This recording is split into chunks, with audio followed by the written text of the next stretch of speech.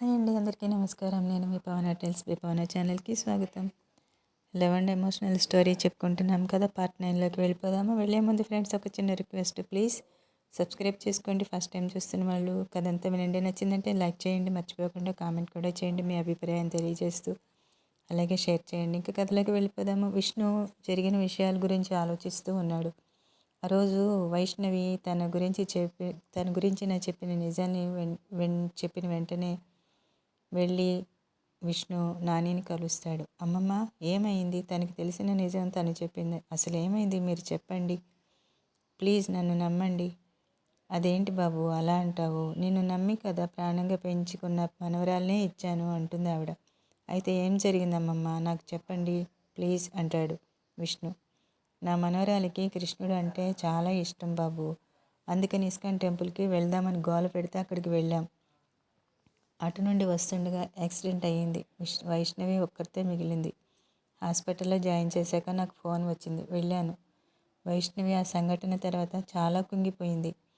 తను పేచీ పెట్టి మరీ తీసుకెళ్ళడం వల్లనే కదా ఇలా జరిగింది అంటూ రోజు ఏడ్చేది. కొన్ని రోజులకు తెలిసింది అది యాక్సిడెంట్ కాదు, మర్డర్ అటెంప్ట్ అని. అది ఎవరు చేశారో తెలియదు, బట్ చేసిన వాళ్ళకి ఇన్ఫర్మేషన్ ఇచ్చింది మొత్తం వైష్ణవి వాళ్ళ బాబాయే, పిన్నీనే చేశారు ఇదంతా కూడాను. వాళ్ళకి హెల్ప్ చేసి వైష్ణవి వాళ్ళంతా పోతే ఆస్తి మొత్తం వీళ్ళకి వస్తుంది అని అనుకున్నారు. ఇదంతా తెలిసినా నిరూపించడానికి సాక్ష్యాలు కూడా లేవు.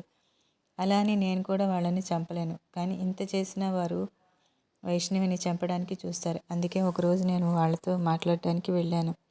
గౌతమ్ని బాగా చదివించండి, మన కంపెనీస్ అన్నీ వాడే కదా చూసుకోవాలి. వైష్ణవి ఎప్పుడైనా వేరే ఇంటికి వెళ్ళిపోతుంది. మన ఇంటి పేరుతో ఆ కంపెనీస్ ఉంటే మనకి గౌరవం కదా.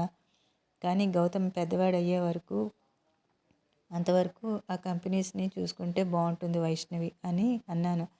అది ఎలాగూ తెలివైందే అని వాళ్ళ వైపు మాట్లాడేసరికి వాళ్ళు సంతోషపడిపోయి ఇంక వైష్ణవి జోలికి రాలేదు. అది చెడ్డగా కోపంగా మారితేనే వీళ్ళంతా దాని జోలికి పోకుండా ఉంటారని అలా ప్రవర్తిస్తే నేను కూడా వైష్ణవి మీద చెడు అభిప్రాయంలోనే ఉంటానని వాళ్ళు ఆ భ్రమలో ఉండి దాని మీద ఏ రకంగా కూడా చెడు ఆలోచన చేసే ఆలోచన రాకుండా చేశాను ఇదంతాను అంటుంది నాని. కానీ అప్పటి నుండి ఎంత ట్రై చేస్తున్నా కూడా నా కొడుకు కోడల్ని ఎందుకు ఎవరు చంపాలనుకున్నది తెలియలేదు. మరి ఈ పెళ్ళి, ప్రెగ్నెన్సీ ఇవన్నీ ఎందుకు చేశారమ్మమ్మ అని అడిగాడు విష్ణు. బాబు, నా కొడుకు కోడలు చనిపోయినాక వైష్ణవి చాలా డిప్రెషన్లోకి వెళ్ళిపోయింది నాన్న.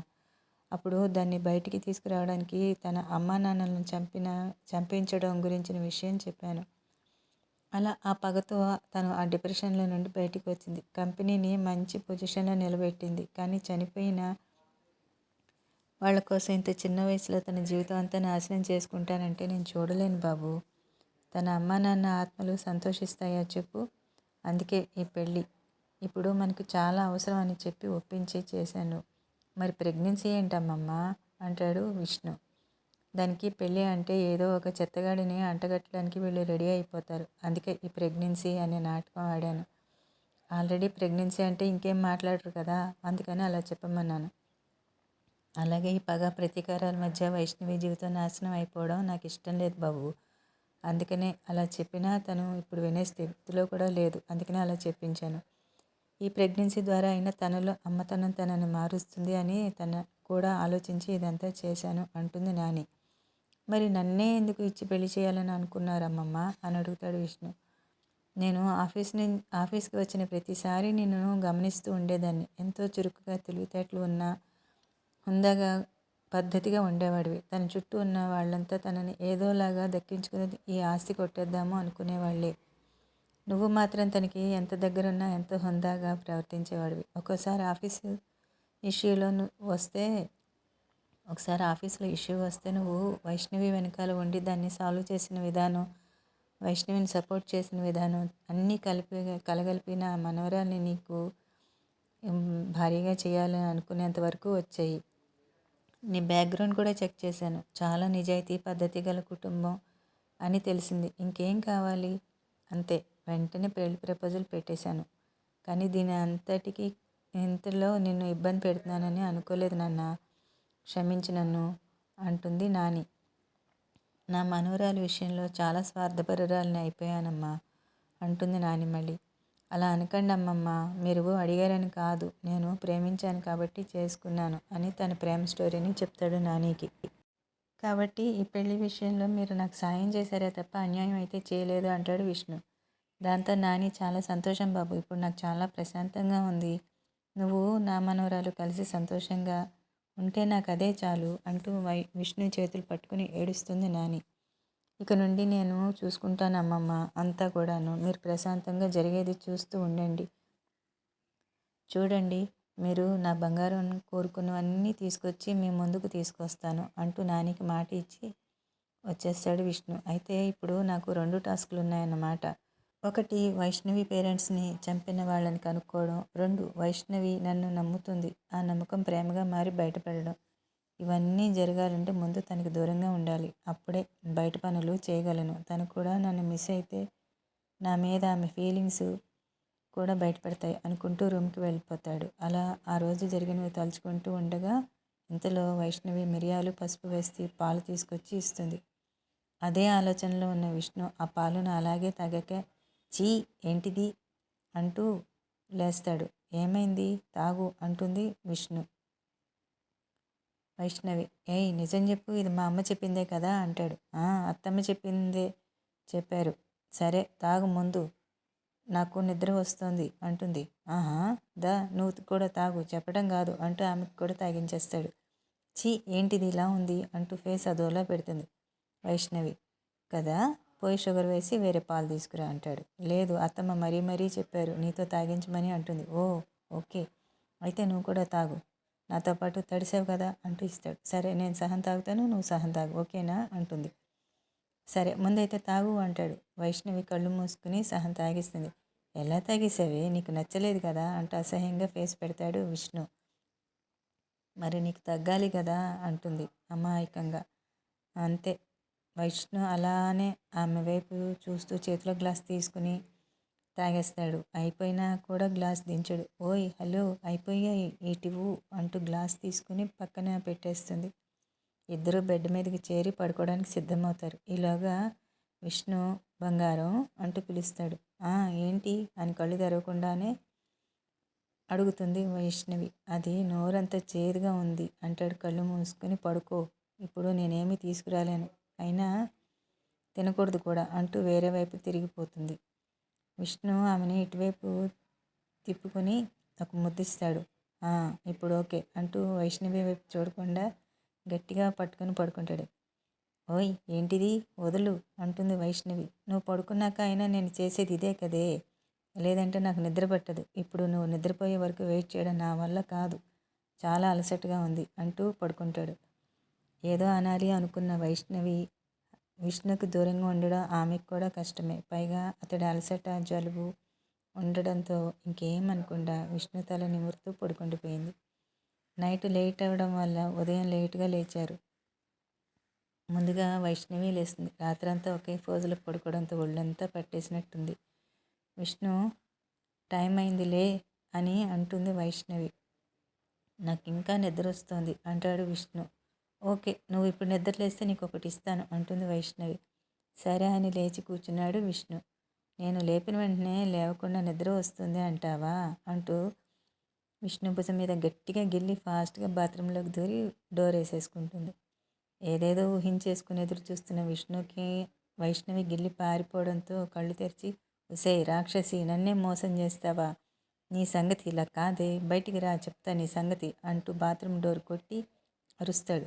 పోవాయి అంటూ రిప్లై ఇస్తుంది వైష్ణవి. వైష్ణవి ఫ్రెష్గా స్నానం చేసి బయటకు వస్తుంది. తన కోసమే ఎదురు చూస్తూ ఉన్న విష్ణు సడన్గా వచ్చి మొహం అంతా ముద్దులతో పెట్టేస్తాడు, ముద్దులతో నింపేస్తాడు. కాసేపటికి వదిలి, నేను స్నానం కాదు కదా, బ్రష్ కూడా చేయలేదు, ఇప్పుడు వెళ్ళి మళ్ళీ స్నానం చేయి పో, నాతో పెట్టుకోకు బంగారం అంటూ బాత్రూంలోకి దూరిపోతాడు. యూ ఈడియట్ అని అదే డోర్ దగ్గర కొట్టి అరుస్తూ ఉంటుంది వైష్ణవి. ఇద్దరు కొట్టుకుంటూ తిట్టుకుంటూ రెడీ అయ్యి కిందకు వస్తారు. అప్పటికే అక్కడ నాని ఉంటుంది. నానిని చూసిన విష్ణువి ఆవిడతో మాట్లాడాలి అనుకోవడం గుర్తుకు వచ్చి, అమ్మమ్మ నేను మీతో ముఖ్యమైన విషయం మాట్లాడాలి అంటూ ఆవిడ దగ్గరికి వస్తాడు. ఎప్పుడొచ్చావు బాబు అంటుంది నాని. నైట్ వచ్చానమ్మమ్మ మీతో మాట్లాడాలని, కానీ మీరు పడుకున్నారు అంటాడు. అయ్యో బాబు లేపాల్సింది కదా అంటుంది నాని. లేదులే అమ్మమ్మ, మరీ అంత అర్జెంట్ వర్క్ కాదులేండి, ఉదయం అయినా మాట్లాడొచ్చు అని పడుకున్నాను. నైట్ లైట్ అవ్వడం వల్ల మార్నింగ్ లేవడం లేట్ అయింది అంతే అంటాడు. దాంతో నాని ఇద్దరివైపు ఆనందంగా చూస్తుంది. అది చూసిన వైష్ణవి వీడేం చెప్పాడు, నానీకేం అర్థమైంది, అలా చూస్తోంది ఏంటి అనుకుంటుంది. చెప్పు బాబు ఏంటి విషయం అంటుంది నాని. అదే అమ్మమ్మ, పెళ్ళి తొందరగా అయిపోయింది కదా, ఈ పెళ్ళి గురించి ఎవరికీ తెలియదు, అందుకని రిసెప్షన్ ఏర్పాటు చేస్తే బాగుంటుంది అంటాడు. సరే బాబు, నువ్వు చెప్పింది నిజమే అంటుంది నాని. వైష్ణవి వెంటనే ఇప్పుడు ఈ పెళ్లి గురించి అందరికీ తెలియడం అవసరమా అంటుంది. చాలా అవసరం, అందుకే అడుగుతున్నాను. అండ్ ఇంకో విషయం అమ్మమ్మ, రిసెప్షన్ అరేంజ్మెంట్స్ ఖర్చులు అన్నీ నావే. అదేంటి బాబు అలా మాట్లాడుతున్నావు, నువ్వు చేయడం ఏంటి అంటారు ఆవిడ. ఇంకేం ఆలోచించొద్దమ్మమ్మ, నేనే ఏర్పాట్లు చేసుకుంటాను, పెళ్ళి ఎలాగో మీరే చేశారు కదా, కాదనకండి అంటాడు. బాబు నువ్వు అంతమందికి అరేంజ్మెంట్స్ చేయగలవా అంటూ ఎంట్రీ ఇస్తుంది సుమతి. పర్వాలేదు, మీ మర్యాదకి తగ్గకుండా చూసుకుంటాలే అంటూ నవ్వుతాడు విష్ణు. సరే అయితే అమ్మమ్మ, ఇంకో 2 డేస్లో పెట్టుకుందాము, మీరు పిలవాలనుకున్న వాళ్ళని పిలవండి, ఎవరిని వదలొద్దమ్మమ్మ, అందరినీ పిలవండి అంటూ టిఫిన్కి వెళ్ళిపోతాడు విష్ణు. వైష్ణవి టిఫిన్ చేద్దాంరా అంటూ ఇద్దరికి పెట్టి తింటాడు. నాకు ఇష్టం లేదు ఇదంతా అని తింటూ చెప్తుంది వైష్ణవి. ఇప్పుడు ఇది చాలా అవసరం, ఇంకేం అనొద్దు, ఈ ఒక్కసారి నా మాట విను ప్లీజ్ అంటాడు. అంతలా చెప్తుంటే ఇంకేమనలేక సరే అనేసి తినేసి టిఫిను ఆఫీస్కి వెళ్ళిపోతుంది. విష్ణు రిసెప్షన్ అరేంజ్మెంట్స్ చేసే పనులు బిజీ అయిపోతాడు. సీ గ్రీన్ కలర్ లెహెంగాకి బంగారు వెండి తీగలతో డిజైన్ చేయిస్తాడు పర్సనల్గా వైష్ణవి కోసం. అదే కలర్లో సూట్ కూడా డిజైన్ చేయించుకుంటాడు విష్ణు. రిసెప్షన్ రోజు రానే వస్తుంది. విష్ణుయే స్వయంగా డ్రెస్ తెచ్చి ఆమెకి ఇస్తాడు. ఏంటి షాపింగ్ చేసావా నా కోసం అంటూ ఓపెన్ చేసి చూస్తుంది. అంతే, డ్రెస్ డిజైనింగ్ చూసి షాక్ అయిపోతుంది. ఏయ్ ఎక్కడ తీసుకున్నావు ఇది, చాలా చాలా బాగుంది, చాలా ఎక్స్పెన్సివ్ లాగా కూడా ఉంది అంటుంది. విష్ణు అలానే బెడ్ మీద పడుకుని, అది షాప్లో కొన్నది కాదు, డిజైన్ చేయించాను, ఎలా ఉంది, నీకు నచ్చిందా బంగారం అంటాడు.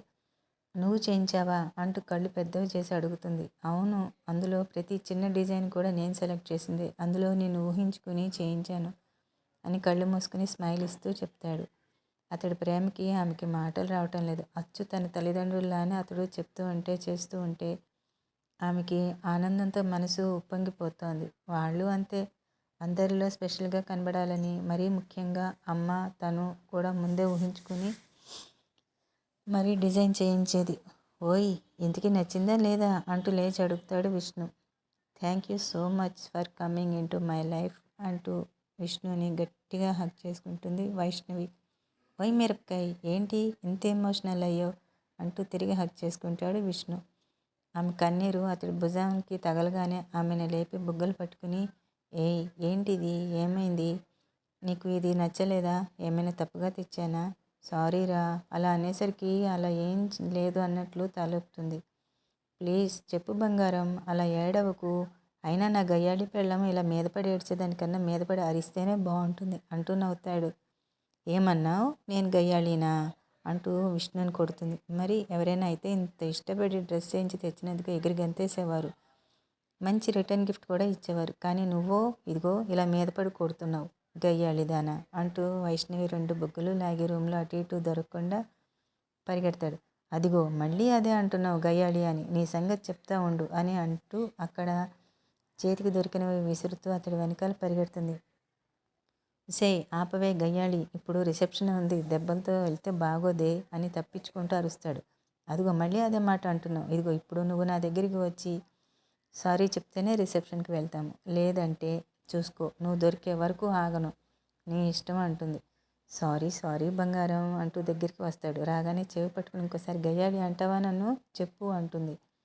లేదు లేదు ఎప్పుడు అనను, ప్లీజ్ వదలవే, బయలుదేరాలి కదా అంటాడు విష్ణు. సరే ఇంకెప్పుడు అయినా అన్నావో మనుషులను పెట్టి మరీ కొట్టించేస్తా జాగ్రత్త అంటూ వదిలేస్తుంది వైష్ణవి. తన డ్రెస్ పట్టుకుని రెడీ అవ్వడానికి వెళ్తుంది. టైం తక్కువ ఉండడంతో విష్ణు కూడా తన డ్రెస్ పట్టుకుని వేరొక రూమ్లోకి వెళ్ళిపోతాడు. విష్ణు ముందుగా రెడీ అయ్యి వచ్చేస్తాడు. మంచి హైట్తో పర్ఫెక్ట్ జిమ్ బాడీతో ఉన్న విష్ణు సూట్లో అచ్చు రాజకుమారుడిలా ఉంటాడు. టైం అవుతున్నా కూడా వైష్ణవి రాకపోవడంతో చూసి డ్రెస్సింగ్ రూమ్కి వెళ్తాడు. అక్కడ లెహెంగాకి దుప్పట్టాని సెట్ చేసే పనిలో ఉంటుంది. విష్ణు ఆమె దగ్గరికి వచ్చి స్టైల్గా నిలబడి చూస్తాడు. అలికిడికి తలపైకెత్తిన వైష్ణవి విష్ణుని మెస్మరైజింగ్గా చూస్తూ చేతిలో ఉన్న పిన్నిని భుజం మీద గుచ్చుకుంటుంది. అని అరిచి అప్పుడు చూసుకుంటుంది. అప్పటికే ఆమె దగ్గరకి చేరుకున్న విష్ణు ఆమె చేతికి పక్కకి తీసి చూస్తాడు. పిన్ని గుచ్చుకొని లైట్గా బ్లడ్ వస్తూ ఉంటుంది. వెంటనే విష్ణు అక్కడ ఆ డ్రెస్ని పక్కకి జరిపి తన క్లాత్ని అక్కడ పెట్టి బ్లడ్ని ఆపడానికి ట్రై చేస్తాడు. ఆమె పెయిన్ని తగ్గిస్తాడు. వైష్ణవి అసలు లోకంలోనే లేనట్టుగా కదలకుండా మెదలకుండా అలానే ఉండిపోతుంది. విష్ణు అలానే ఆమెని పట్టుకుని ఓయ్ రిసెప్షన్ ఇంకెప్పుడైనా పెట్టుకుందామా అంటే ఆమె చెవి దగ్గరికి పోయి గుసగుసలాడతాడు. అప్పుడు ఈ లోకంలోకి వచ్చి చూస్తుంది. దుప్పట్ట అంతా నీట్గా సెట్ చేసేసి ఉంటాడు. ఏమైంది బంగారం, నన్ను చూస్తూ అలా ఉండిపోయావు, అంత బాగున్నానా అంటూ ఆమె ముందుకు వస్తాడు. అయినా నువ్వే కాదు ఈరోజు అందరూ నన్నే చూడాలి అంటూ అద్దంలో చూసుకుని మళ్ళీ డ్రెస్సు హెయిర్ సర్దుకుంటాడు. ఓయ్ హలో పక్కకి జరుగు, నేను మామూలుగా రెడీ అయితేనే జనాలు అలా చూస్తూ ఉండిపోతారు, మనసు పెట్టి రెడీ అయితే ఎలా ఉంటుందో ఇప్పుడు చూద్దు కానీ అంటూ విష్ణుని బయటికి పంపేసి రెడీ అవుతుంది. డ్రెస్ అంతా నీట్గా సర్దుకొని పైన మంచి హెయిర్ స్టైల్ వేసి డైమండ్స్తో చేయించిన క్లిప్ పెట్టి మిగతా హెయిర్ లీవ్ చేసి లూజ్గా వదిలేసి మెడలో మంచి సెట్ వేసుకుని బయటకు వస్తుంది వైష్ణవి. బయటికి వచ్చిన వైష్ణవిని విష్ణు అలానే చూస్తూ ఉండిపోతాడు. ఇప్పుడు చెప్పు, నువ్వు బాగున్నావా నేను బాగున్నానా అంటూ కళ్ళెగరేసి అడుగుతుంది. నెమ్మదిగా దగ్గరికి వచ్చి అచ్చు దేవకన్యలా ఉన్నావు బంగారం తెలుసా అంటాడు. కానీ చిన్న చిన్న మార్పులు చేయాలి, ఇప్పుడు బాగాలేదని కాదు కానీ ఇంకా బాగుండాలని అంటూ తను తెచ్చిన బాక్స్ ఆమె చేతిలో పెడతాడు. డైమండ్స్తో చేసిన నెక్లెస్, ఇయర్ రింగ్స్, బ్యాంగిల్స్ ఉంటాయి అందులో. ఆమె వేసిన నెక్ సెట్, ఇయర్ రింగ్స్ తీసి తను తెచ్చినవి ఆమెకి వేస్తాడు. అన్నీ వేసి ఆమెను చూస్తాడు. పర్ఫెక్ట్ అని బుగ్గ మీద ముద్దు పెడతాడు. సరే పద టైం అవుతోంది అంటూ ఆమె చేపట్టుకుని కిందకి వస్తాడు. అప్పటికే అందరూ రెడీ అయ్యి కింద ఉంటారు. వైష్ణవిని చూసి అక్కడ అందరూ ఆశ్చర్యపోయి నిలబడిపోతారు. అయోమయంగా చూస్తున్న వైష్ణవి దగ్గరికి గౌతమ్ వచ్చి, బావా మా అక్క ఇంత అందంగా తయారవటం మేము ఎవరూ చూడలేదు అంటాడు. నాని కూడా వచ్చి చాలా బాగున్నారు ఇద్దరూను అంటూ మెటికలు విరుస్తుంది. ఇద్దరు అలానే ఆవిడ కాళ్ళ మీద పడి ఆశీర్వాదం తీసుకుంటారు. శీఘ్రమేవ సుపుత్ర ప్రాప్తిరస్తు అంటూ దీవించి లేపుతుంది వాళ్ళని. ఏంటి నాని, మీకు కొడుకే కావాలా అంటుంది వైష్ణవి. సుపుత్ర అంటే మంచి పిల్లలని రా అర్థం రా అని నవ్వుతారు నాని. సరే పదండి వెళ్దాం, టైం అవుతోంది అంటాడు విష్ణు. నాని గౌతమ్ ఒక కారులో, వైష్ణవి బాబాయ్ పిన్ని ఒక కారులో కూర్చుంటారు. మీరు వెళ్ళండి, నేను వేరే వెహికల్ తెప్పించాను అంటూ వాళ్ళని పంపిస్తాడు. వారు వెళ్ళాక ఒక పెద్ద పడవలాంటి కారు వచ్చి వీళ్ళ ముందు ఆగుతుంది. వైష్ణవి కళ్ళు పెద్దవి చేసి చూస్తుంది. ఈ కార్ చాలా కాస్ట్లీ, అస్సలు ట్రై చేసినా కూడా దొరకదు, కానీ ఇంకెలా అంటూ చూస్తుంది. ముందు పద టైం అవుతోంది అని కారులోకి తోసి కూర్చోబెడతాడు. విష్ణు గాబరా పెట్టేసరికి అక్కడితో ఆ విషయం మర్చిపోతుంది. ఇద్దరు చేరేసరికి అక్కడ చాలామంది ఫోటోగ్రాఫర్స్ ఉంటారు. బంగారం ఇటు చూడు, ఇక్కడ మన ఇద్దరం అంటే చాలా చాలా ప్రేమగా ఉండాలి. నీ ఆలోచనలన్నీ కాసేపు పక్కన పెట్టి భర్తగా నన్ను చూడు, సరేనా? అర్థమవుతుందా? ప్లీజ్ ఎక్కడా కూడా కంట్రోల్ లూజ్ అవ్వకు. This is very very important to us అంటూ 1కి 10 సార్లు చెప్తాడు విష్ణు. కిందకి దిగేసరికి చాలామంది ఫోటోగ్రాఫర్స్కి క్లిక్స్ పోజ్ ఇస్తూ ఉంటారు. Thank you for watching guys. నచ్చిందా అప్డేటు? నచ్చిందంటే లైక్ చేయండి, కామెంట్ చేయండి, సబ్స్క్రైబ్ చేసుకోండి ప్లీజ్. మర్చిపోకుండా. మరోసారి చెప్పాను అడిగాను అని అనుకోవద్దు. Thank you.